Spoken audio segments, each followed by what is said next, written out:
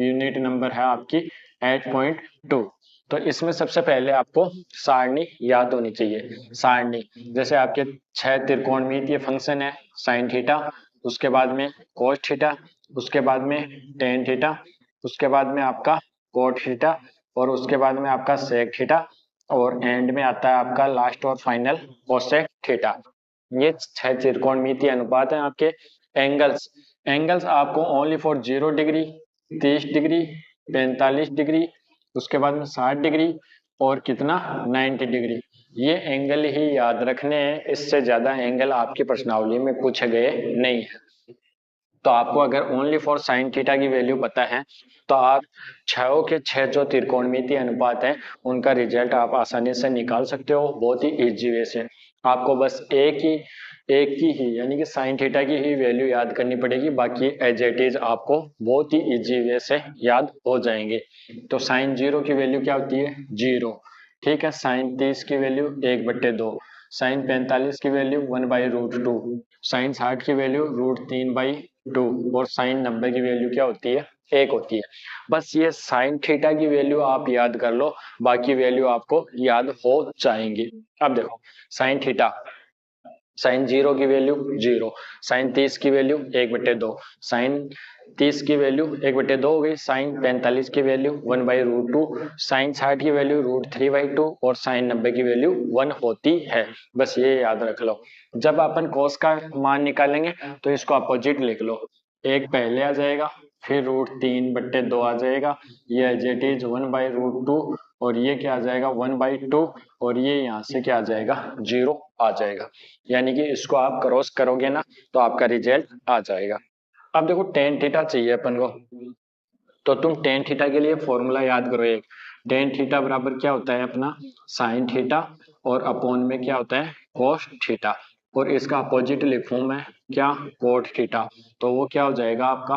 Cos theta upon में sine theta. ये दो जो फॉर्मूले हैं ये भी आपको अलग से याद रखने हैं।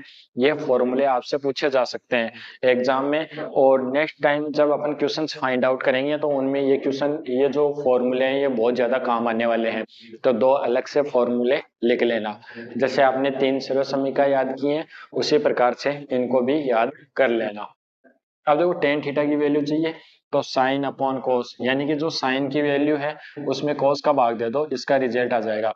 0 को 1 से डिवाइड करोगे 0 आएगा, यहाँ से 2 से 2 कट जाएगा, 1/√3 आएगा, ये पूरा का पूरा कट जाएगा, 1 आएगा, यहाँ से 2 से 2 कैंसिल, √3, और जब 1 को आप 0 से डिवाइड करोगे तो इनफाइनाइट रिजल्ट आ जाएगा। इनफाइनाइट यानी कि अनंत, या फिर आप इसको अपरिभाषित भी बोल सकते हो। कोट है, इसका अपोजिट कर दो, इनफाइनाइट पहले आ गया, √3 आ गया, 1 आ गया, 1/√3 आ गया, और क्या आ जाएगा 0 आ जाएगा। आई थिंक आपको 4 मान अच्छे से समझ में आ गए होंगे। अब देखो सेक और कोसेक बचा है, तो सेक को क्या लिखोगे तुम? सेक थीटा बराबर क्या होता है अपना? 1/cos थीटा, और कोसेक बराबर क्या होता है? कोसेक बराबर होता है अपना 1/sin थीटा। यानी कि अगर इनके अपोजिट कर देते हो तुम तो इनकी भी वैल्यू आपके पास ऑलरेडी आ जाएगी।